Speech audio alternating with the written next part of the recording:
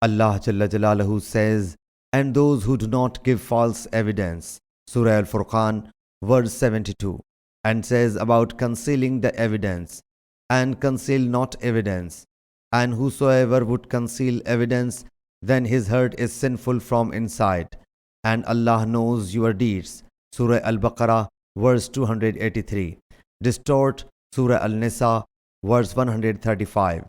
You twist your tongue while giving evidence.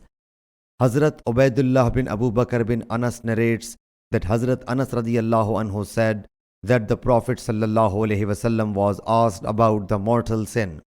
So he sallallahu alaihi wasallam said, to associate a partner with Allah Jalla Jalaluhu, disobey the parents, kill a soul, and give a false evidence.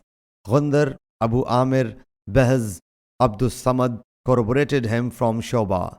Sahih Bukhari, Hadith number 2653.